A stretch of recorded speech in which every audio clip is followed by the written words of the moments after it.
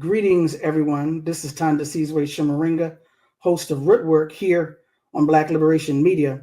And I want to welcome you to this special edition of Rootwork entitled Can't Stop Our Blackness, which is a groundbreaking show brought to us by our comrade, sister, activist, and journalist, Rosa Clemente. This show dives deep into the rich tapestry of Afro Latinx and Black Latinx identities. The show aims to foster understanding, celebrate resilience, and empower voices often overlooked in mainstream narratives. Today's show from February 20th of this year, February 20th, 2025, features organizer Hiram Rivera. Okay, good. All right. This is my little theme song, fam. I'm gonna see how I can interlay it in the future, but Stickman from Dead Prez made it for me, so I'm gonna play it.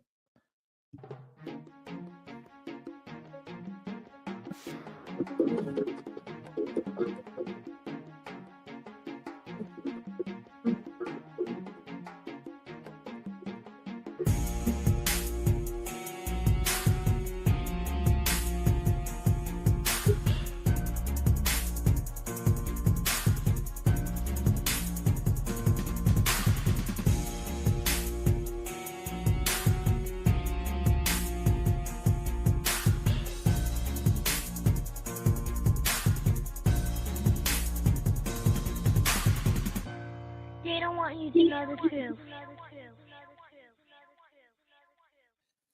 So if you heard the theme music at the end, that's my niece Raina when she was younger. I love it because they really don't want us they don't want to talk about what's going on.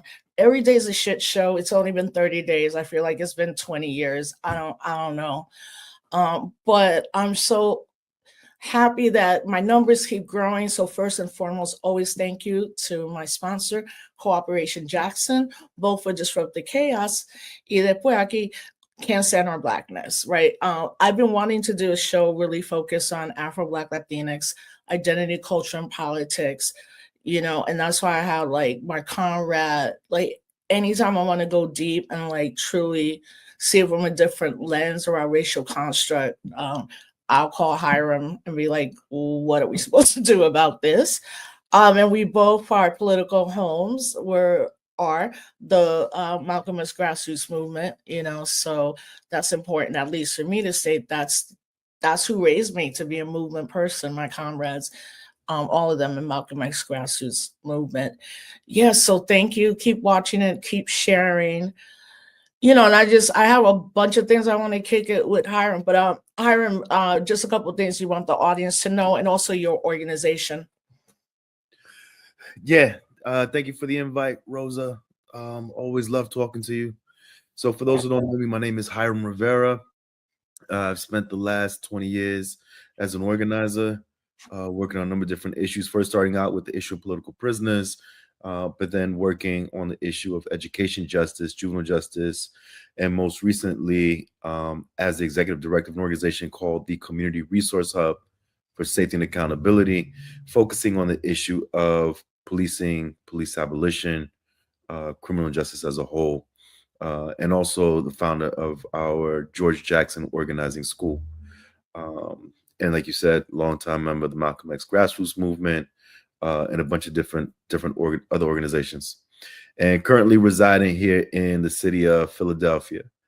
Raised in New Haven, Connecticut, but here in Philly now. So, yeah, like you were in the two cities for Boricuas after New York and Chicago, and now I mean I know you know, but Pennsylvania has the highest rate, almost the highest rate of Puerto Ricans, the state, which is why like you heard about us a couple of times. But and when I mean us, I mean Puerto Rico, because apparently we don't fit into any politics, no geopolitical map.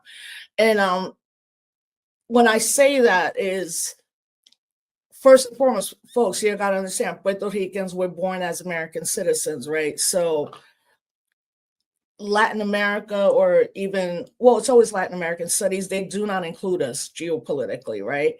Which I don't have a problem with. I'm like, because we're dope and we're in the Caribbean, so that's on y'all. And part of it is too in academia. Latin America also doesn't deal with race very good at working class people and labor, given the dictators and the overthrows in so many governments. But it's always like Puerto Rico's the stepchild, as opposed to like the reason y'all even doing that is because we were doing that from the giddy-up before 1898. You know, so I'm so happy to have you on. I wanted to ask you, first and foremost, when you were growing up, did you know like phenotypically skin color was different, or it was like, at least for me, just that's a fam? Yeah. So like I said, I grew up in New Haven, Connecticut. I grew up in the hill section of New Haven. So folks who don't know anything about Connecticut, which most people don't, New Haven is the home of Yale University. So it's primarily known for where Yale is at and known for our pizza. Neither of those two things represent the hood, right? And the majority of folks in New Haven. And so I grew up in a mixed neighborhood. All the neighborhoods I grew up in New Haven were mixed, Black and Puerto Rican predominantly. And so, you know, color-wise, sure, right? We knew, like, very aware of our color in relationship to other folks. There weren't white kids who lived there, but they were white-skinned Puerto Ricans. And even on my family, right? As Puerto Ricans, my mother's dark skin, my father obviously is white skin, and the family kind of splits up in that sort of way with all kinds of shades in between. In terms of understanding Blackness growing up, didn't really think about it, right? We kind of grew up together. We all were in each other's homes. When I say us, I'm talking about, right, African American kids, Puerto Rican kids, which is kind of all we had back in the 80s in New Haven. Right. Yeah. And so we just grew up together, and it never became a thing. There were always like, there'd be some jokes every once in a while about like Goya bean this or mira, or kids trying to speak Spanish, but it was never like taken as a diss worth fighting over, right? We were like, Hostile. It wasn't hostile. it was family, and so you didn't think about it. We're all like breaking together. We're all like beatboxing Right. and kind of stuff together. So it was something that never really got spoken about. And as a kid, you're also not able to pick up on just certain anti-Black things that exist culturally, right? Because it's wrapped in culture, it's wrapped in sort of like nationalism stuff. Especially if you're talking about hair texture and that sort of thing, right?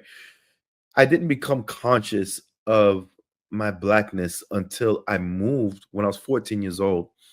My family moved us out of New Haven, Connecticut, into a Connecticut suburb, so we can go to high school with the white folks, right? Because the suburb, it was safe, the education was better, right?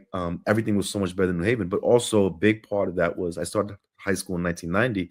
The Latin Kings had taken over Connecticut in terms of like gang stuff. And so it felt like damn near every Puerto Rican was a Latin king.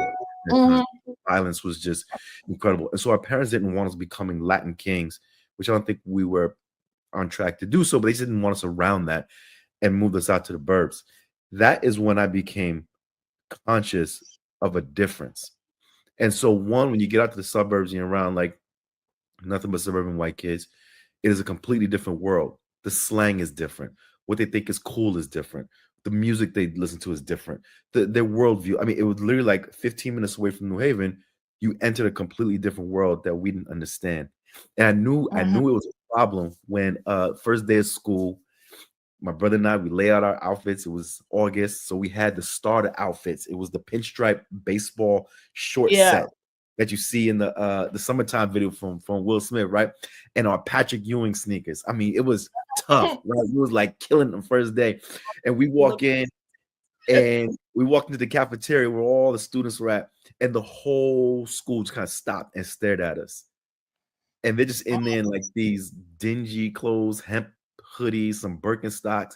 We looking at them like, what the fuck? They looking at us like, what the fuck? And that's when it started. And so to wrap up this long story, as you can expect, going into that school, we were faced with a lot of direct and indirect racism, right? Yeah. So being called niggas, being called coons, being called monkeys, being called all, I mean, words I had never heard of, right?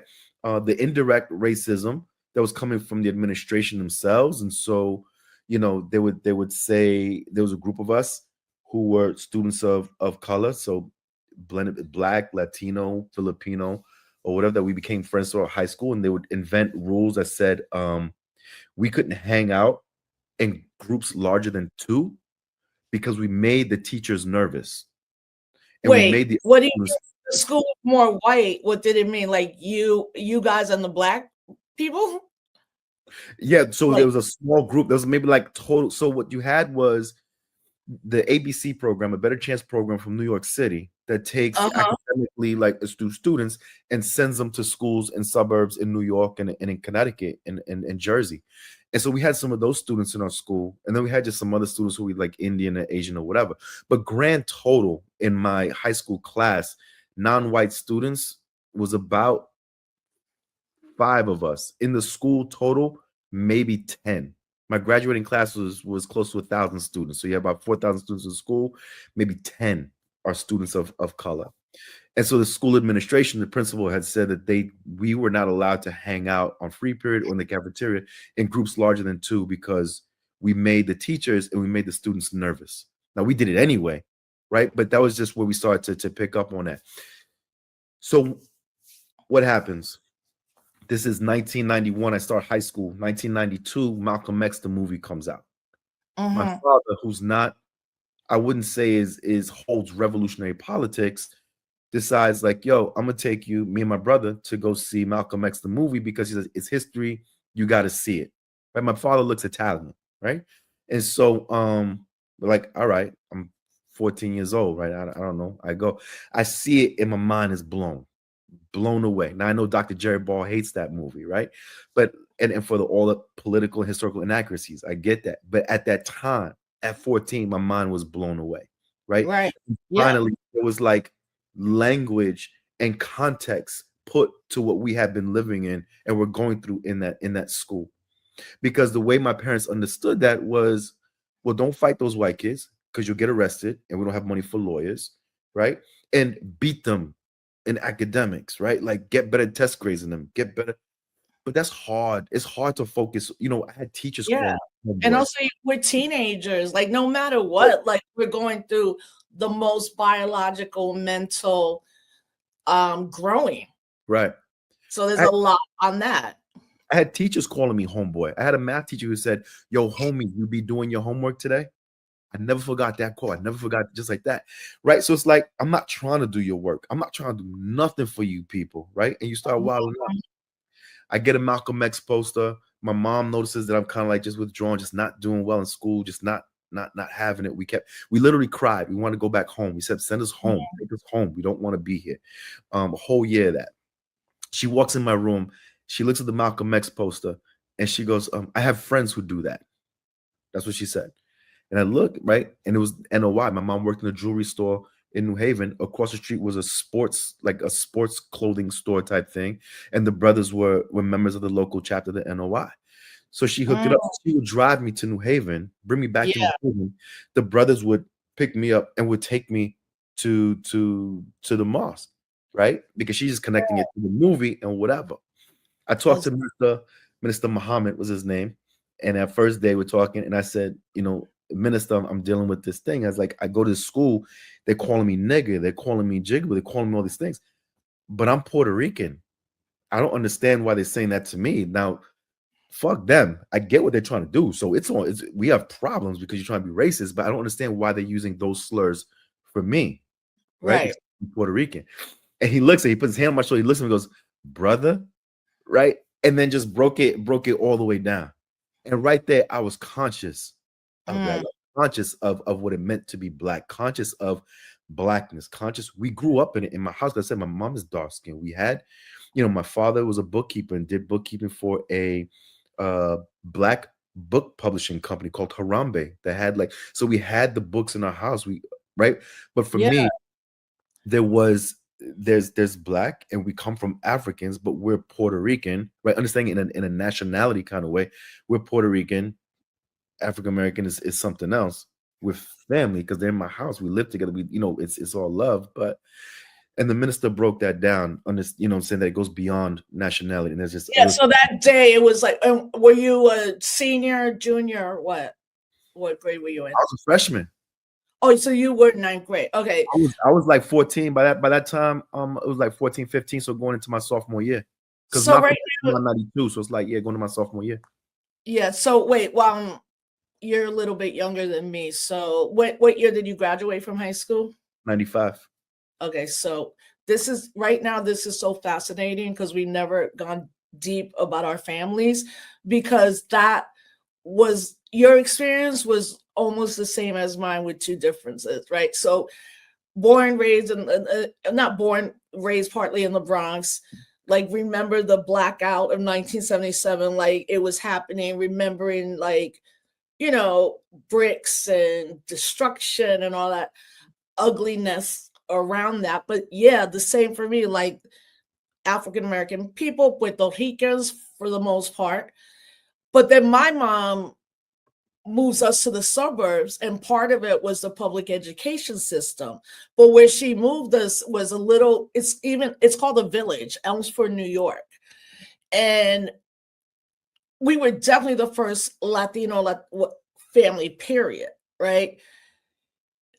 But when I start going, I'm being made fun of as in second and third grade, right? Because I have an accent, or I look different, or like people made fun of my nose. It was just like, and also I went through that ugly duckling, like, yeah, 13, I would have been like, girl, I hope it gets better. And it did.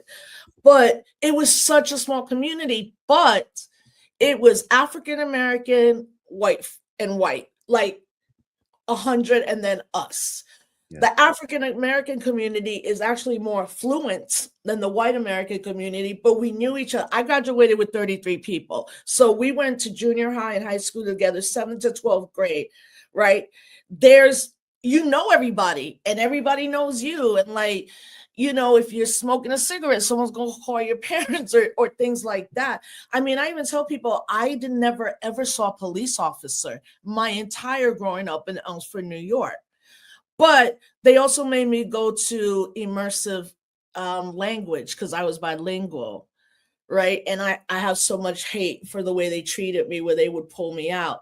And I have had subsequent things with my mom to be like, did you know what was happening? She's like, I didn't want you to feel different. I was like, but I was different. But as I got into high school, I specifically was with Black people, right? Like, there were maybe 2 other Latinos in the school. Now the school's almost all Latino. And I was in everything. Cheerleading, we won state championships, basketball, was state track. I did everything and anything because I was also growing up not really knowing, like, why am I here in this privileged 5 days a week? Because then every weekend my mom would take us to see our cousins in the Bronx. And I'm so grateful she did that. I began to realize the older I was that, like, what their counselors are telling them is not what my counselor is telling me. Right. They're like, Puerto Rican women get pregnant, welfare. And then my counselor, a Black man, was like, where do you want to go to college, kind of thing. So I had to deal with that when I went to college, but more around, like, I think like you, I knew I was Puerto Rican. Everything else was like secondary. Like, I don't even remember if I would say, wait, I'm Puerto Rican, I'm an American citizen. Why? I don't ever remember my parents having that talk with me. I remember staying connected to Puerto Rico twice a year. We were there with Abuela and our cousins. So it's kind of weird. So when I started knowing all this in Black studies, I just became really angry at them. Like, how don't I know that there was an independence movement? How don't I understand, like, everybody in our family, Black is Black, white is white. Then certain times when we went to see certain families, the older I got, they were using the N-word. They were even calling their friends who are Puerto Rican, spit. Like, I remember one day I had to ask, like, my dad, and he was like, that's how they made fun of us. And then I read Rosa Clemente and had watched every documentary, what they did to him, and he talks about the first time when he was called the N-word, and he said, no, just like Puerto Riqueño. And they were like, yeah, we don't really care. Like, you Black. And that one of the things he did when they would travel down south on those buses and it was still Jim Crow, like segregation, right. He would be like, y'all ain't going up in that room unless I'm going up in that room. But to me, he's still like the most visible, like Black Boricua in my memory and framing of all my years. And I think our parents, I mean, either way, we're here now, but it's also like, it's fascinating to me to also have been in a place where, not fascinating, it was super privileged. Yeah. And also everybody did get along. Yeah. Awesome. Like, and lastly, that's what happened to me. Then I go see Do the Right Thing, and I meet my new boyfriend. He's Nation of Gods and Earth, 5%er. We go to Harlem on the weekends, and his Hebrew Israelites, yo sis, you're not from Spain. I was like, yeah, I know that part. Sis, you're Black. I'm like, no, my boyfriend's Black. And they're like, no, you Black queen. And it was like the Hebrew Israelites right there, like, and you should know about the Moorish, all that. So when I got to college and I began to see that it was more the African American community, the Caribbean community that brought me in. Well, a lot of the other people I knew were in that kind of Latin American concept and organizations. I didn't. Yeah. I mean, I never even date to this day, I've never dated a Puerto Rican man. Mm-hmm. Maybe they weren't around or I was that chick, but I will say this. I think that being a Puerto Rican woman with curly hair, straight hair, and the lightest skin, there's like privileges to that. Yeah, so it's just fascinating to hear you say it because it's like we only 5 years apart, but had that same type of experience. So you're going to high school, and then like, what's the next? So I'm in high school. I started going to Nation of Islam meetings, mm-hmm. and that is my politicization, right? Right. Mm-hmm. So it starts to give me language to articulate what exactly was happening. So we always understood that we were Black, right? Because like I said, my mom is very dark. My family is dark. We understood Africa. There was never a shame about that. And we always felt the same. We're tied to our so-called African-American friends and best friends who were in our house, would sleep over, right? We never saw a difference. What was kind of like mind-boggling was when I went to the suburbs where they were differentiating. So on one end, white folks said, we don't care what you are. You're all niggas. Right. But they were still differentiating. There was a which that never happened in New Haven, right? Which causes kind of like, well, what does that mean to be Puerto Rican, African American? Like, what does that mean, right? And this is where the minister and those folks start to break it down. And so it's through Elijah, right? That and the lessons that I start this politicization to understand Blackness politically, right? And to go down that road through Malcolm, right? Is where all this happened, is how I meet Don Pedro Albizu Campo. Through Malcolm and the NOI is how then I get connected to Puerto Rican radical politics. So by the time I'm a senior in high school, in my first year of college, 19, is when I started getting actively involved, right, in Puerto Rican political prisoner struggles and all those things. But by that point, I had started trying to read everything I could about the Black Panthers, about Malcolm, about Puerto Rico, about whatever. But that was coming through the guidance, right, of the NOI. And then when I left that for a number of different reasons. By the time I get to college, then I become a 5%er. Right. All of this wasn't smooth, right? All of this stuff wasn't rocking 100% with all the Puerto Ricans who I had on one side, be they family members or friends, because we're always coming back and forth to New Haven. And it also wasn't rocking 100% with those, right, who consider themselves so-called African Americans on the other side, right, who didn't see me as real Black or authentic Black because I was Puerto Rican. But what I was also understanding as I got older and through the sort of like self-education through Malcolm, right, and Don Pedro, and finding people like Arturo Schomburg and all these folks, was that my mom, even though my mom doesn't hold radical politics or revolutionary politics, my mom walks through this earth and always has as a Black woman, as a dark-skinned Black woman who moved from Santurce, Puerto Rico when she was about 7 years old, grew up in the Bronx, right, her whole life or whatever, but moved through life as a Black woman. And so the lessons she would teach us came through the lens of a Black woman. And so even when we're in this suburb, right, by the time we get there, my mom is giving us having to talk with us. Don't look at police directly in their eyes because they'll kill you. Don't run away from the police because this is 1992, because they'll kill you. Don't, talk back to the police because they'll kill you. Be careful with these white women when you're walking on the street or whatever, because they'll say something and then the police will kill you, or the white people will kill you. My mom didn't subscribe to like my positions as a hardcore little NOI meeting going. I'm like, Yakub's grafted devil and this and that, and boom. Like, she didn't subscribe to all that. But when it came to our safety, right, and in her best way of preparing us for life, you could see the Black, right? And I could understand it. Even if she didn't understand, she's given through life. Me learning could see the political Blackness, right, coming out through her lived experience as a Black woman, regardless of where she came from in the United States, right? And everything she's experienced. Where did you go to? So I went to the Southern Connecticut State University. Okay. Right. And so when you were there, because you were already politicized at some level when you got there, did you take Black and Puerto Rican studies and like join the organizations? So we didn't have those studies, right? So my school didn't have all of that. So I didn't get accepted to college because I was wilding out in high school and just like, I had it with you people, right? You devils this and you devils that. I didn't get accepted to any college. And so I went to the university part-time. At the time, the university didn't have those programs. So we had like a organization Latin American students. We had a BSU, but we didn't have those types of classes in my university. So a lot of the stuff that I was learning was coming by way of political prisoner work, being able to meet movement veterans, being able to meet former Panthers or Puerto Rican veterans. A lot of Eyes on the Prize documentaries on PBS, right?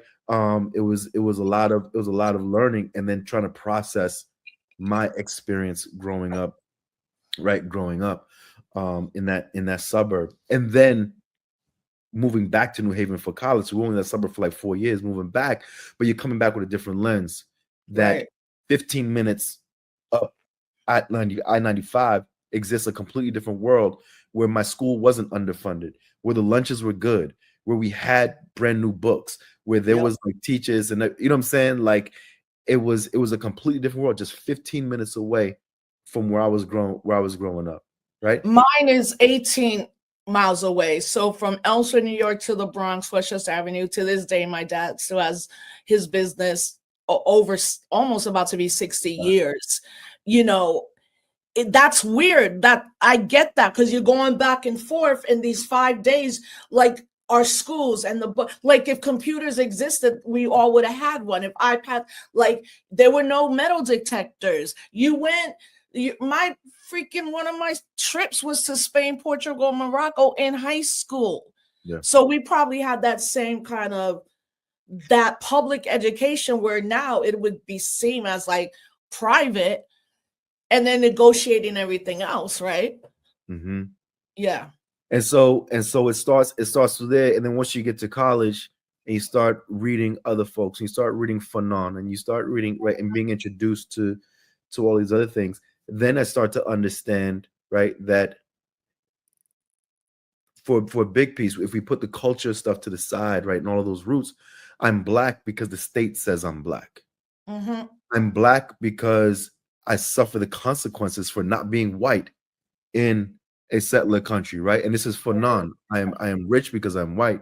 Yeah. I'm white because I am rich, right? And that colonization.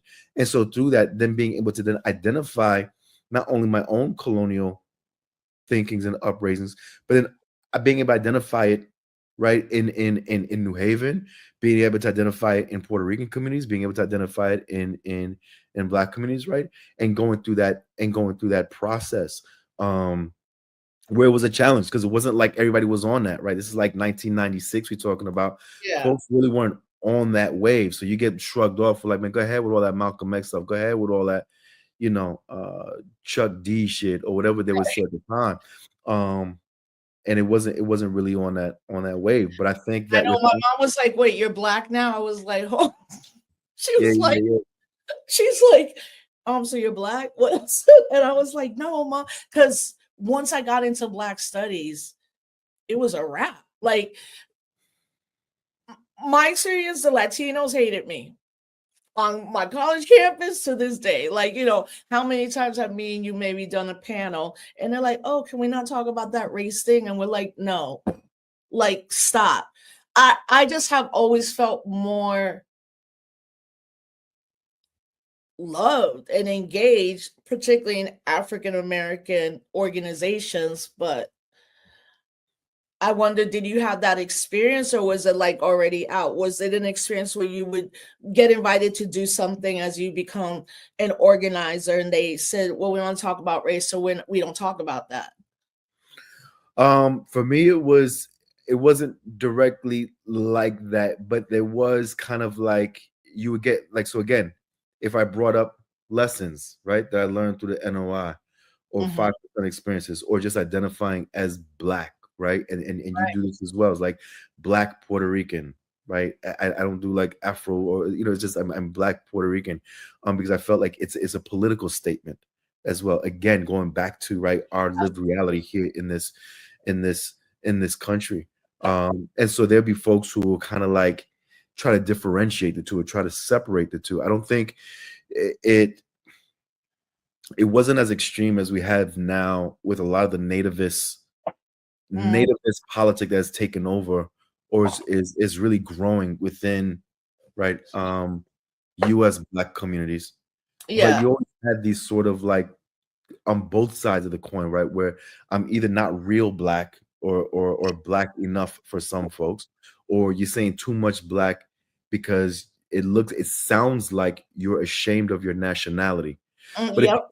folks is misinformation. It comes from their miseducation and not Mhm. understanding the concepts of nationality, not understanding the concepts of race, not understanding those things within the context of colonized people inside a settler colony, right? There's like all these different layers that you have to like break down and understand that for people, if you're not doing that knowledge and you're not around folks who can guide that, right, and shape that and really call you on and point these things out, then you're going to be susceptible to all kinds of reactionary shit on both sides. On both sides, if it comes from like anti-Blackness from one side, or if Yeah. it comes from a kind of like U.S. exceptionalist, Yeah. nativist on the other side.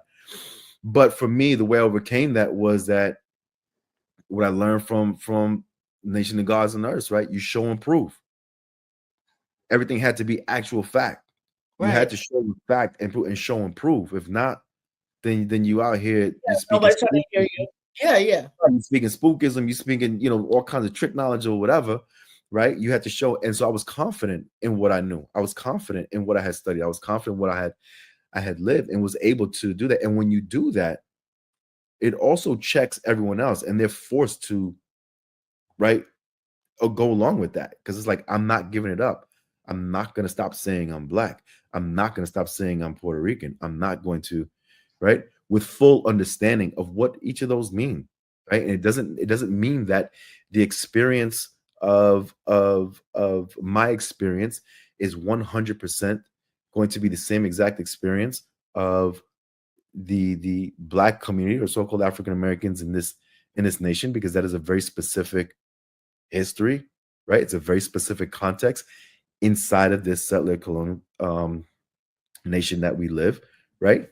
I also understand that my experience, my lived experience, isn't going to be that of like Puerto Ricans on the islands versus those of us here, right? But that also that my experience is going to be different from white skinned Puerto Yeah. Ricans who couldn't understand, who could only understand things in concepts of nationality, but not race, because they never had to suffer the consequences, right? Yeah. And we didn't have to bear the weight of carrying that Black crown that you carry on your skin in this racist white Mm. settler country, right? And so understood that I live in a very particular dynamic that requires me to understand probably better than most and to research probably better than most, right? All of these different dynamics to be able to navigate, but not just navigate, connect the dots for those for whom the dots aren't connected.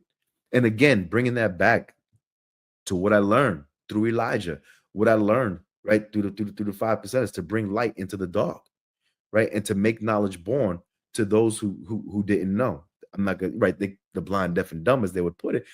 I'm not gonna go that far, but it was like there's dots that needed to be connected because our schools are not teaching us this. right? Our communities, unfortunately, are not teaching us this. And those who hold that knowledge, you and I both know, were locked away in prison for decades and decades and decades on end, which is our introductory to activism, is trying to get them out, right? Our You former know, political. there's mad people wanting to, I'm like, they want to book you. Like, this is the most views. Sorry, man. There's so many things in the chat. So I think one of the things too is that, well, I know one of the things, particularly sorry, y'all. Being Puerto Rican, as with African Americans, we have United States citizenship. We didn't ask for it. We have it. And to me, that's a very specific history. And it's one to be like talked about and celebrated. Not saying like Puerto Rico, we as Boricuas don't have other ethnicities and people that we build with. Also, we also don't have the immigrant experience as well.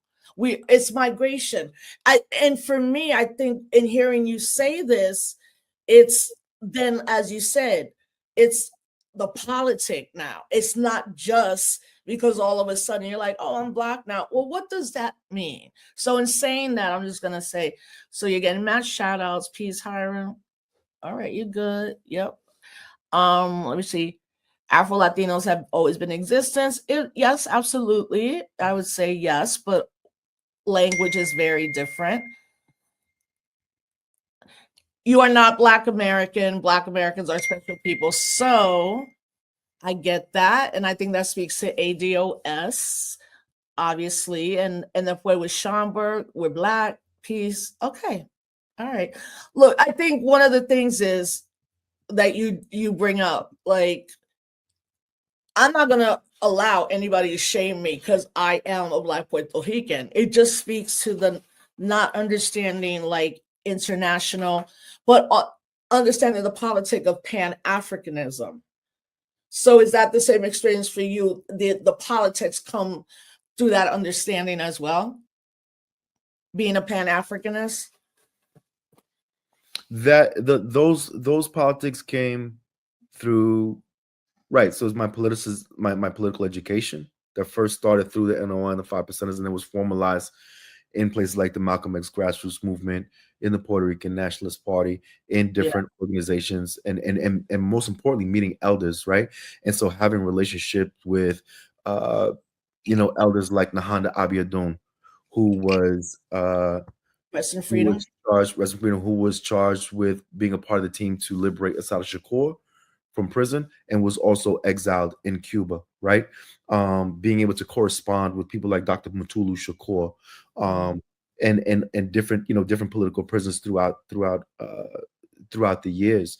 And so those politics come by way of that, and also the lived experience, right? Again, being a Black person in this country, and to be able to understand.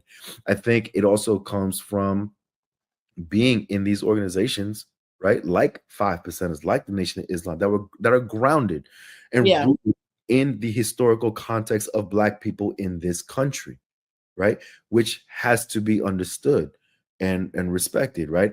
I think, part of the nativist stuff that you have with the ADOS or the FBAs and that sort of thing, it's not anything new. That's always existed. As there's been Black people in this country. That phenomena has always existed, right? I think that what happens is that through misinformation, through colonization, right, and miseducation, there's not enough time and effort put into folks. And when I say folks, I'm talking about newly arrived folks into the country, or folks from other parts of the African diaspora, doing the knowledge to the history of Black people in this country and what that meant, right, and what that means, both economically and politically. And this is where the Marxism comes in, right? And this is why I said it goes back to Fanon, right? I am Black because I'm not white, right? I'm rich because I'm white. I'm rich.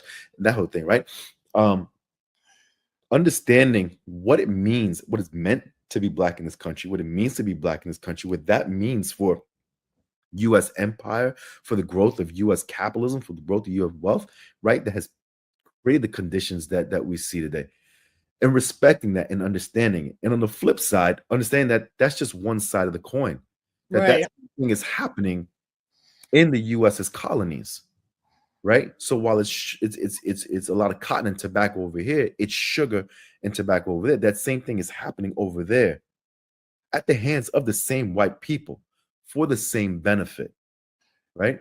In the same way you use race and gender and all these right class divisions to divide folks to keep you away from uniting against the actual enemies of the people who are the sitting ruling class, we end up being pigeonholed into and falling susceptible to the trick Yep. knowledge and the bullshit that is spit to us that's meant to divide us, as opposed to right highlight those things that do unite us.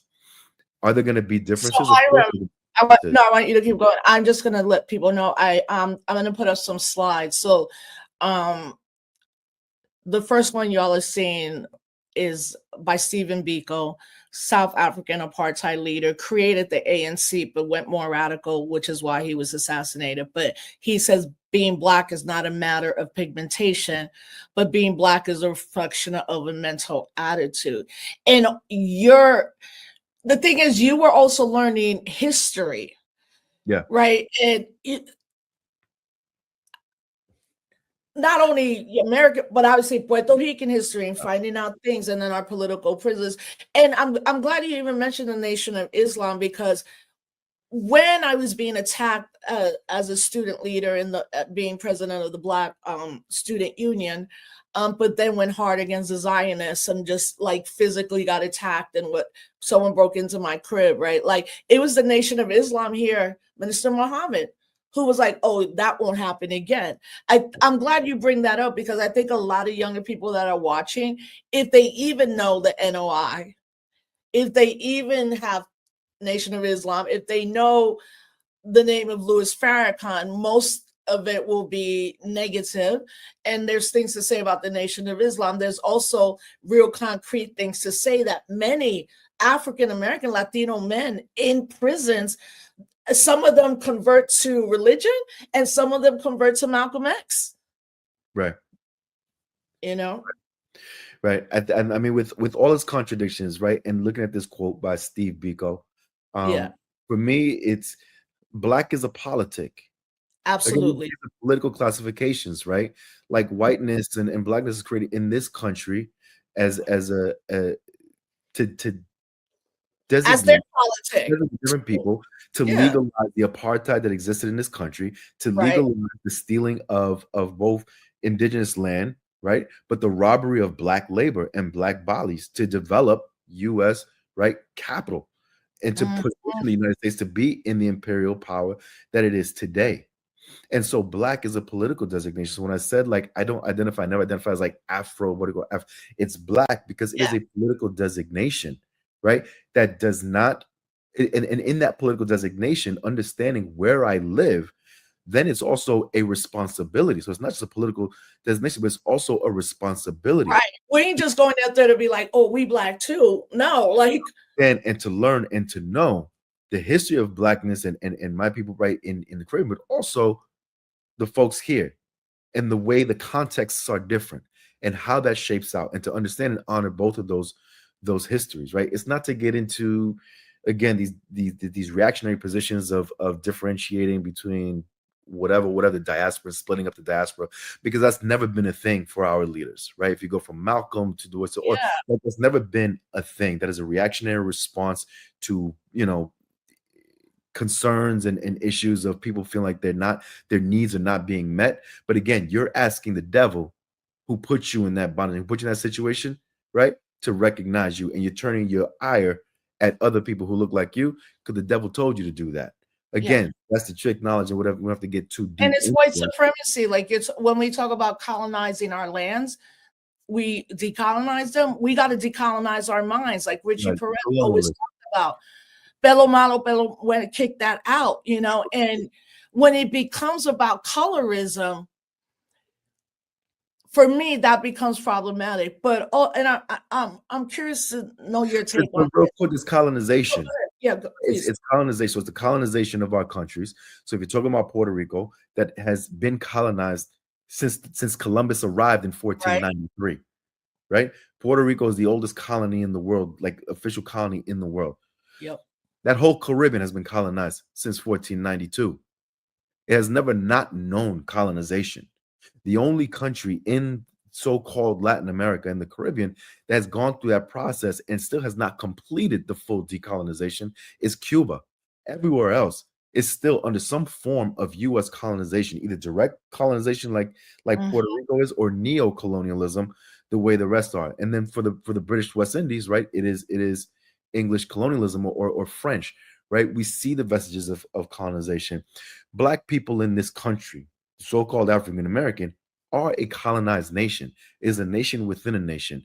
So when I go back to Black being a politic, I learned that again from the NOI. I learned that from the Messenger. Right, Elijah. Regardless of all the critiques, and we can talk about, you know, all the different things about troubling with Elijah Muhammad, right? But the NOI were the beginning, right? Who took on what later became for the communists the Black Belt thesis, this notion that Black people in this country comprised a nation, inside a nation that deserved its own piece of land, that there was no salvation in this wilderness of North America for Black people, that there will never be any salvation for Black people under this system and living with these people side by side, that Black people needed their own country. That later morphs into the Black Belt thesis with Harry Hayward and the Communist Party, right? Communist Party USA. And then it becomes the Republic of New Africa with the Obadele brothers, right? And so Steve Biko, and when I talk about Black being a politic and a responsibility, it comes again back through Elijah and these folks who recognize that there is no salvation. So when we're dealing with reactionary, well-funded reactionary movements, be they the ADOs, be the FBAs, or be they reactionary movements, very hardcore nationalist movements in the DR or in Puerto Rico or whatever, right? That comes as a way of trying to maintain that colonization and hold that colonization, because Haiti proved what is possible. Haiti proved what is possible for Black people in this whole hemisphere in 1804. And the United States and Europe has been doing everything possible to make sure that that never happens again, right? And so I think for us, I wanted to make that statement because we see Steve Biko. This also goes back to Sekou Touré, because you talked about the Pan-Africanism. Kwame Nkrumah, Sekou Touré, right, in Africa, who also talked about Fidel and Fidel Castro, right, and saying that Fidel was politically African because of what he did, right? Because of the fights and the struggles that he fought in Angola, right? And to help liberate and break apartheid in South Africa. His commitment to the continent of Africa, because we understood that as long as the continent is not free, none of us in its diaspora are ever going to be free. And I'm glad you said that for the understanding of Castro, because obviously phenotypically white, light, but when you look, because he's also organizing around working class. And I think that's the hardest. I think that's the part that's always left out, even currently right now. Like, we have to understand what working class means. We have to understand Marxism, capitalism, even seeing this moment right now, right? It's about hyper capitalism. It's not about humanity. So they're going to do whatever to do that. And that includes, you know, there's a reason they want to come down on historians. You know, I spent my whole life being a historian, you know, and there's a reason why they want to erase everything, because they want to erase us and just make us workers or laborers without ever being people or cultures, nationality, being free, having humanity, water, food. They don't want that for us. And I think people better really right now take this very seriously. Right. Especially seeing what we're seeing in Puerto Rico, Hiram, and a younger Boricua diaspora. I am, you know, so happy to see younger folks being like, wait a minute, those are Black Boricua. I grew up in Louisa. I'm not going to hide it anymore. I'm not going to hide A, B, C, D, E, F. Because I know that when me and you were in the crux of it, it wasn't always easy. But we have an incredible understanding of, again, Pan-Africanism, the politics, but also how this nation, this country treats its own citizens, i.e. African American and Puerto Ricans. Yeah. Yeah. No, I think, I mean, it's become real popular, a lot more popular. I'm gonna say more popular now to identify as like Afro, Latino, Black, whatever mix of the words and letters you put together, right? Than it was before. But sometimes it gets a little too loosey goosey for me with that too, right? And so when I say Black, and when I'm talking about those of us who read as Black, who are seen as Black, Yes. right? Not those who feel Black in your soul and through heritage and whatever. That's beautiful. You should hold on to that and honor that as well, and use that to see yourself in other people. But you have to understand where we live. Being seen and read as Black comes with consequences. And so if your daily experiences are not those of someone who is read and is seen as Black, and therefore having to suffer the consequences of that, right? Then you need to acknowledge that when you're running around identifying as like, I'm Afro this, I'm Afro that as well, right? Because like I said, it becomes a responsibility not to just say it and be like, cool and whatever, right?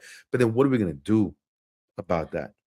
There are just, and what and this, what are we going to do about that? I think is for everyone. And so when folks are talking about communities, Black communities, right? And there is no Black community. I always understand it as a Black nation. If you're talking about just so-called African Americans, right? Black people in this country, but US born Black folks. You're talking about 46 million people. That's not a community, that's a nation. Alone, it would make up the 33rd largest country in the world. Wait, what would make up the say it again? So what we understand is the Black community, right? The African American community is not a community, it's a nation. Of about 46 million people. There are more Black people in this country than there are people total in Canada. Right? That is power. That's some knowledge you just dropped. That is power. I'm not talking about economic power. I'm talking about the day that if just that group of people alone, and you saw it through the civil rights movement, you've seen it through the abolition of slavery, you've seen it in these moments in US history, what that means, that when Black people are able to wield that power politically in this country and shift, you see it post-Reconstruction, right, during Reconstruction, you see it, all that, what that does, and then ends up benefiting everybody in the country, right, and kind of like lifting all the boats. The United States does not want that ever to happen again, or even come close to what we were experiencing in the 60s and 70s. Because when you had the Panthers, when you had these Black radical movements and revolutionary organizations, right, aligning themselves with other colonized nations in the country, but playing the position of the vanguard, but not telling folks, you not us, and you'll never be us, and this and that, and doing that sort of like nativist FBA thing that is happening now. But instead, right, recognizing, understanding this is our history, this is our position, this is what it means to be Black in this country, being able to see ourselves in each other as kin while respecting the histories and the differences in the context and the circumstances that we did the time to study and learn, so that you don't disrespect, right, and you find your lane. Man, that sent a shockwave through the country. Right. We have been in a counter-revolutionary moment since then. They yeah. killed our leaders. They imprisoned them. They went all out. The mass incarceration in the 80s boom, the crack and the cocaine and the heroin and all that, right? The U.S. has been really, really fighting to the, and as the United States and U.S. capitalism is in decline now, it is again really important that it is able to control its Black population in one way or another, through misinformation, through, again, these reactionary forces like the ADOs and the FBAs, through all that, because it is them who history has proven in this country hold the potential, right, to kick off revolution in this country. And not just an anti-capitalist socialist revolution in this country, the detonators of revolution that then would set it off across the entire hemisphere. And so for us who identify as and identify with our Blackness one, but hold a nationality, right, with another land, because we have to acknowledge and understand that the United States denies nationality to its Black people here. And oftentimes there is a misunderstanding between those of us who are so-called Latinos and folks who are so-called African Americans, when it's like the jokes about me no black, I'm Dominican, I'm not black, I'm right, where people are confusing race with nationality. One is right, and you don't understand because race is not spoken, like you said, race is not spoken of in our nations, Yeah. our communities, right? We are sold the myth of Vasconcelos and those folks of the grand family, right? La Gran Familia, the cosmic family, that we're this beautiful mixture of indigenous and African and European. Yeah. That, So I call it the 1/3 theory. I'm like, don't right? even like, I'm But like, you have no clue when you say that ridiculousness. But also, you're right. As much as we've seen, particularly a new generation, claim their blackness, for the most part, I find it to be a brand or marketing, right? Like it's not that we've been doing the work, this is who we are. So that whole kind of now, like the same thing with indigenous people, they're like in vogue and then not, and it's like, oh, I'm black. I'm like, dude, are you really like, and not taking it as phenotype. And we like an example of that is Richie Torres, blacker than black, congressional representative from the Bronx. That's a horrible human being. He hates queer people, and he's queer. He has the trans. He's not trans, but gay. He has said some awful things. Then he wants to now be Puerto Rico being the 51st state. That's why, like, you're right about this explosion. I think it has been captured mostly for marketing and not a black politic. And that people got to understand all skin color, that's not all kin folk. And I think maybe there's a bigger understanding, but when it comes to blackness, the flip side that I've seen also in movements, including movements, is like non-black person of color, or you can't be in this space because you're light. I'm like, what the hell? Like, this is white supremacy. This is what Fanon talked about. This, like, who does it benefit to divide and conquer? it is the consequences, right, of this period of counter-revolution, of the defeat of our organizations in the 70s, the assassination of our leaders, right, the imprisonment of our leaders. And there are no revolutionary black organizations that exist anymore in that way. And so there has been an ideological and theoretical vacuum that has existed for a long time, has been filled with liberal nonsense that is coming out of academia that breaks it down into all these different, different things, but has nothing to do with the actual material conditions of everyday poor and working people, right? It can only speak in the abstract of all these other sort of things, but doesn't deal with the actual material realities of everyday people, right, in our communities. And so it is why a tiny niche group of individuals who hold on to this nativist position, like the ADOs and the FBAs, can have so much of a platform. They don't represent everybody else, but it's also why so many people in our own communities can still hold on to backward thinking, backward cultural practices around hair colors, or this notion that we somehow have surpassed race because we are this beautiful amalgamation and mixture of these three people, right? Is because there is a vacuum ideologically and politically and theoretically that comes as a result of the defeat and destruction of our organizations back in the 70s and 80s. We need to rebuild those. So do you think, Hiram, like in Puerto Rico, because now we're seeing definitely young generation like out proud, supported Black Lives Matter, La Feminista Colectiva, like all these incredible organizations. Do you think that politic is missing, particularly on the island around it, and those that are in political organizations? Do you think the politic is still not as maybe radical or revolutionary it should be? I think what has happened in Puerto Rico is what you see is non-profitization of the movement, right? And so post Maria, when everything was wiped away, what you ended up having was a lot of influx of philanthropic dollars that props up different Mm. organizations based off different things, right? But because you are coming out of philanthropy led, right, process and struggles, then everything becomes siloed.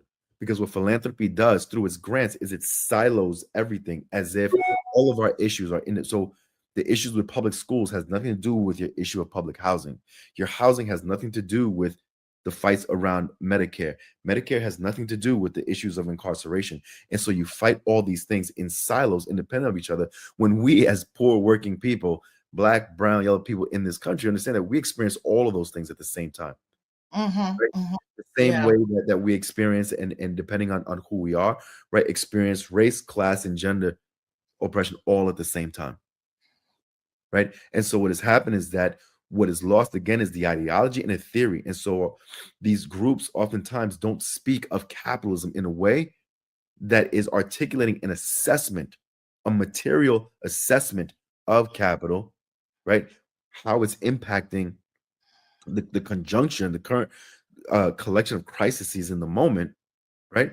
And then articulating a way out by way of using what all of our leaders from Fanon, Malcolm, to Cabral, to everybody, right? The Marxist method, dialectical historical materialism, to be able to identify who are all the forces economically, socially, and politically who are creating the crisis, impacting us, and enslaving us today.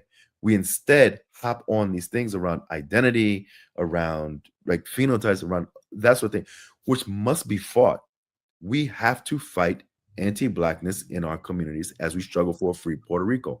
We Do have you to think, fight so let me ask you patriarchy. around this anti-Blackness, because I do have a problem with it as it has morphed into basically saying that all Latino, like that we're all anti-Black. I mean, I have a serious criticism of that. I know that we're not, but it goes back to what you just said too, around like the nonprofits and academia, right? So it's like, whose purpose is that to say all 65, 70 million of us are anti-Black? The whole world's anti-Black, but also where's the policy? Like Puerto Ricans, Dominicans, we don't have policy positions or things being like, we're all anti-Black. This whole country right now is showing us that shit don't matter. You look the way you do, you're done. I don't waste time with that, right? Okay. Folks who speak in absolutes, right? Like, I don't waste time with that because I know, because on the flip side we hear all the same thing too, right? That all Black people, blah blah blah blah blah blah blah, right? And all whatever. I spent my whole life. I told you, I came in through the Nation of Islam. I was a 5%er, right? My friends, my family, everything. I have been around Black people, African American, my whole entire life, right? From politically, socially, culturally, romantically, everything. I know for a fact through lived experience that is not true, that every single blah, blah, blah, blah, blah, blah, blah, blah, blah, right? So if you're telling me that every single one means that you have never met, you're not around, right? And so I don't care what you have to say because it's not factually true. You can't still improve that. Again, going back to my lessons through Elijah and the 5%ers, you can't show and prove that to be true, right? But history has shown us the opposite. Right. History has shown us the opposite, and vice versa. And so I don't waste time with that. Again, when we're talking about the movements, we're talking about what is now, right? We need to build revolutionary organizations that are able to teach young people and older people, like everybody, how to be able to make accurate assessments of the current moment that we're living in, to be able to identify what are the economic, the social, the political forces that are impacting our material realities today, right? To put that in its historical context, to then show us the way forward, right? And through that is when we can then articulate to the people why they are in the material, right, positions that they're in. Then we can start connecting the dots, because you can't go to the hood, any hood, talking just a whole bunch of revolutionary stuff when people are trying to like feed their family. Right. Or like Let's go switch it. the Pew research has shown that like 94% of our people don't even know what Latinx is, but that's what you said. It immediately gets hijacked, right? So that it was Afro Latinidad, which was not Afro at all. And then like all these forces in academia, but what you're speaking to, okay, fam, okay. I'm supposed to wrap up. I don't want to keep Hiram too much longer, but I will say this is the most watched show. Everybody's showing you mad love. FBA and ADOS folks, I know, I get it. That's your thing. I not what I even deal with, honestly. Like, but I think the lesson I agree with you, but those are very small pockets of mindset. We try to lift y'all up. It's okay. Okay, but thank you everybody What for. I want to say with all of this, right, is what's needed to go back to organizations PR, but also organizations here in this country, is that we got to get back to deep organizing. Yeah, we have to get back to talking to the people and being among the people, right? And it is through that process of working with. This is what the Panthers taught. This is what Malcolm taught. This is what Ella taught. This is what Richie Perez taught. This is what the Lords taught, right? Is that you have to be among the people. Hear from them what they are struggling with, what they're dealing with, then be able to connect the dots for them to show them who are the institutions, who are the people, what are the systems that are impacting that. Yeah, that's on us. Raise their revolutionary consciousness. This is George Jackson, right? To help raise their revolutionary consciousness, to then be able to prepare them to step into that role. The revolution ain't just going to come right now. We have to do that work of getting in there and not just talking to the people, but talking to the people who don't think like us, talking to the people who don't agree with us, talking to the people who may have been fed generations of anti-Marxism, who have been fed all kinds of misinformation, right? And do that patient work with our people, not throwing them away because they don't have the perfect politics, not throwing them away because they don't have the perfect language, but doing that work to address their material conditions, fight for what is rightfully ours, right? Theirs, and raise that level so ultimately we can do the work that has to be done, which is tear down this Babylon, right? And destroy it once and for all to lift the chains off the rest of the world. I'm glad, because I think that everybody wants you to come on again, which it will happen. Thank you, everybody. Just real quick. Look, I think where we're at now, I find that I'm not going to spend my time in those time spaces. Like, I don't have time to explain to y'all. Like, what we're seeing right now is a full automated techno-authoritative state that is using every surveillance tool possible to disappear us, put us in jail, whatever is happening. I'm like, we have to know what you said. We have to be very clear on what's happening. There's like no wiggle room. There's no like middle ground. They are telling us exactly what they want to do. I think though the class analysis is what's missing in Latinos born in this country, because I know personally, I never heard of anything until even maybe really understood capitalism, and racial capitalism and all that till I became a grad student and really like, okay, because there was a speaker on Democracy Now! Today, a labor organizer, and he, for me, the way he framed it was beautiful. He was like, we understand that us losing our jobs and then losing our jobs to the federal government, which many people know are good jobs and retirement and pension. He said, but it's going to come down hard on the working class people. And we're already seeing it. People can't apply for WIC. People's SNAP benefits come down. They're telling people you're not going to get your Social Security.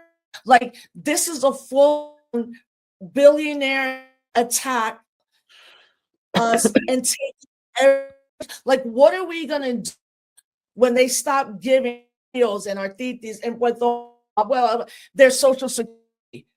How are people going to themselves? These are the things about that could lead to the counter revolution, right? Yeah. And it's organizing. And I know you don't want to be in those spaces or whatever, and that's fine. But we cannot, right? Folks who have backward ideas, folks who are stuck in misinformation or whatever, especially the so-called Latino coming to this country trying to find their way out of their own personal material hell and feel that stepping on Black folks and anybody else, right, is the way to do that, needs to be engaged. And we have a responsibility. It goes back again to what I said, right? When we identify as Black in this country and we don't hide behind a flag or a separate nationality, but we take on that crown, right? We wear that crown. I would have to talk to somebody about it and not just be like, I ain't got time for it. We have got to wrestle with them and argue with them, but we have to make spaces. We have to make spaces where they feel like they can come in. What movement has done, unfortunately, in this last 10 years, You're right. it pushed a lot of people away. Be they, straight brothers. You have, Black Men Build was created because of that very reason, because there were brothers who felt that they're not welcome in so-called movement spaces. You have other, so-called Latinos or other, diasporic Africans who feel like they are not welcome in so-called spaces. You have African Americans whose whole families have been here forever, ever, and feel like they can't be in certain spaces, right? We have to undo that. And if there are those of us, right, who are able to understand that and know that, then it is our responsibility to do the work of engaging those people, wrestling with those people, fighting against their backward ideas, creating the spaces, right, where we can do that, but through work. Because I can wrestle all day with someone who wants to talk about FBA stuff and you're not real Black, you're not this or that. Wonderful, whatever. I don't care, right? What is your rent situation looking like? Are you tired of these cops on the block? Are you tired of your kids' schools being shut down or whatever? Guaranteed you're going to say, yeah, let's wrestle on this. Let's work on this because my kids' schools are dealing with that. I'm tired of these cops too. Let's wrestle on this. And through the work and addressing material conditions, then we can start building the trust with each other and identifying the real enemies, that you'll see how quick all of that stuff dismantles. The anti-Blackness that comes from so-called Latinos, the nativism that comes from other folk, you'll see how very quickly that dismantles when you're showing up for the people, when you're showing up with respect, when you're creating spaces for them to be their full selves, but also you're providing the opportunity for them to step into their leadership, into their power, and you're winning things. And when you win things that improves their material conditions, then you'll see how all that other stuff falls by the wayside. And that's when you're dealing with the whole other monster. And that's when you're going to see the repression of the state come down heavy, because it learned from the 60s, 70s of what that means. Yeah, I wanted to ask about that. Do you foresee that soon they will start coming, journalists and activists, regardless if you're in a group? Because we don't have a national movement right now, right? Like a lot of reasons, but they're gonna come for us. I mean, I feel like they are. Am I crazy to feel that way? No. Okay. They're coming, right? They're coming. But George Jackson, Blood in My Eye, says it. Repression breeds resistance. Come. Yeah. Do what you got to do. You have been trying to erase us for the last 500 years, be it in Puerto Rico, be it here in the southern states of the United States, be it all over the way. You have tried. And what Mr. Charlie and the devil has not been able to do is erase us and defeat us. And they never will.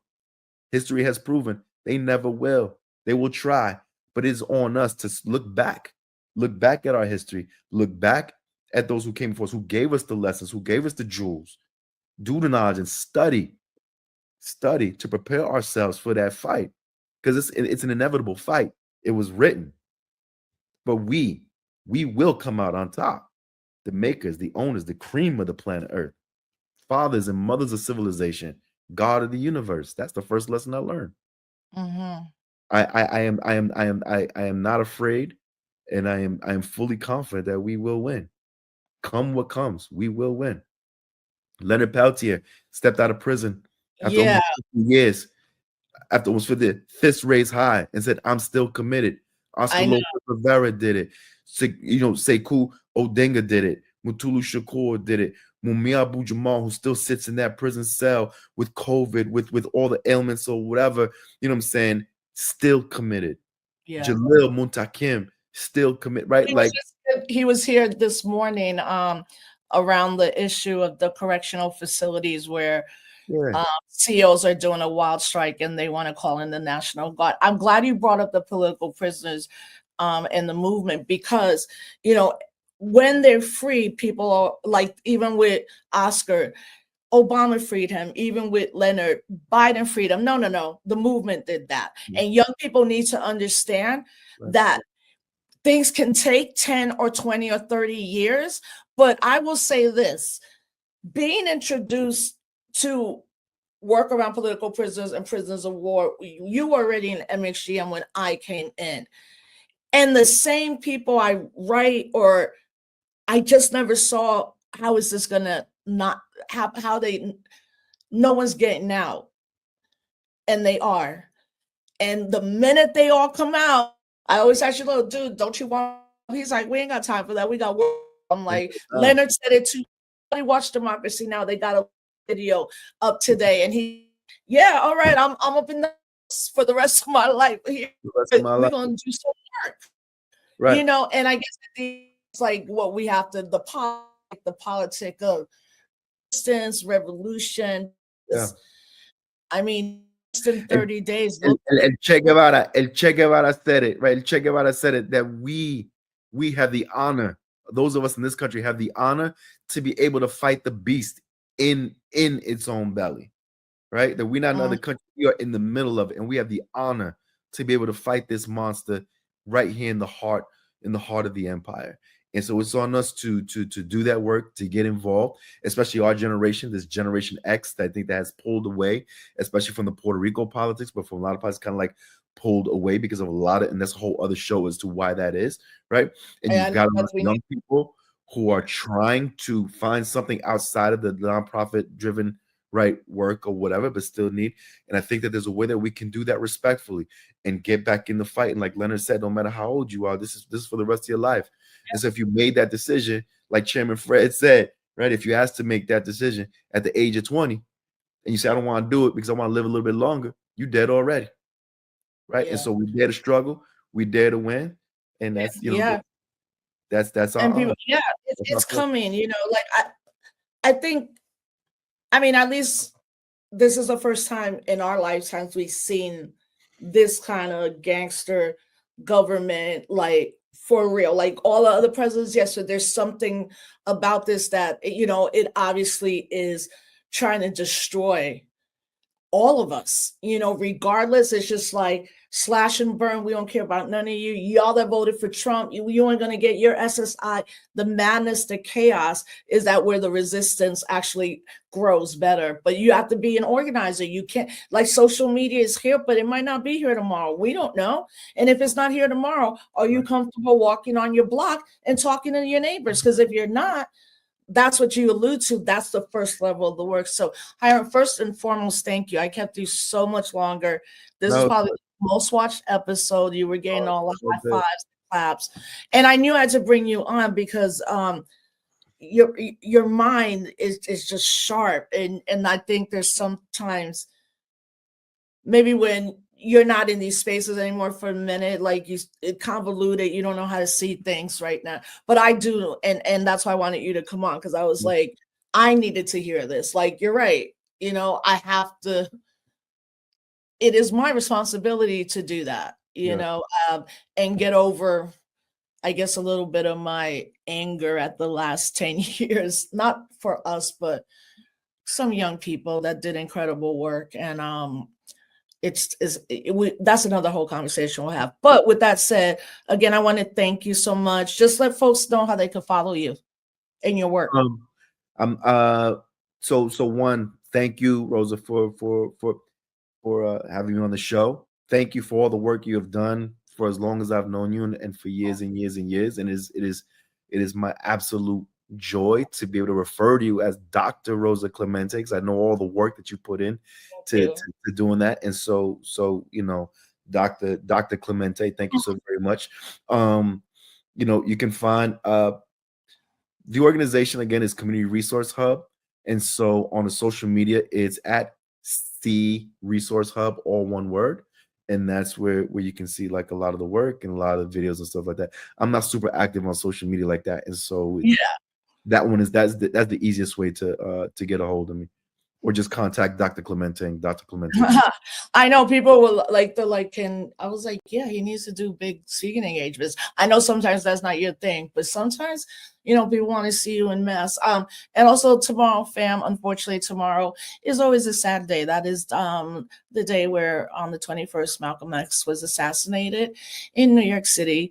I personally, what I do on this day tomorrow is I just listen to Message to the Grassroots and every Malcolm documentary, but I encourage everybody to really listen to Message to the Grassroots. I think it's the pinnacle as an orator.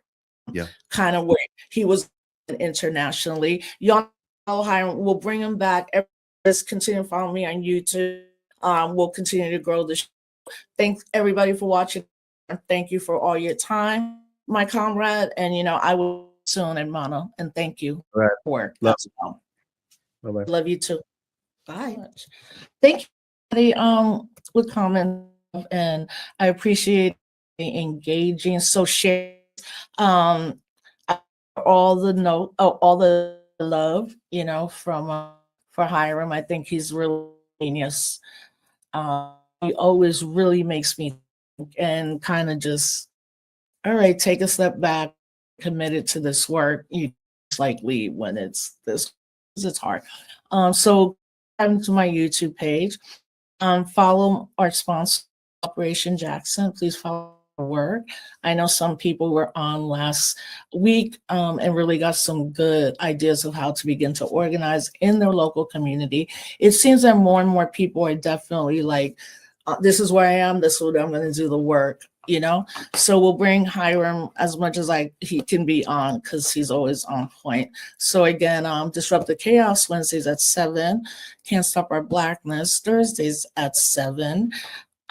And follow me on social media, follow Hiram, all my guests, and follow Cooperation Jackson, and take the time to listen to the shows around the night. All right, fam. Instagram lives this week. And if not, I'll see everybody next Wednesday and next Thursday. Thank you for tuning in. Thank you for being part of Disrupt the Chaos. Peace, fam. That was Rosa Clemente, Can't Stop Our Blackness, speaking with organizer Hiram Rivera. You can follow Sister Rosa here on YouTube at Rosa Clemente. And as always, if you haven't done so already, please like, share, and subscribe. Subscribe to Sister Rosa's channel, subscribe to Rootwork, and subscribe to Black Liberation Media. Until next time, peace.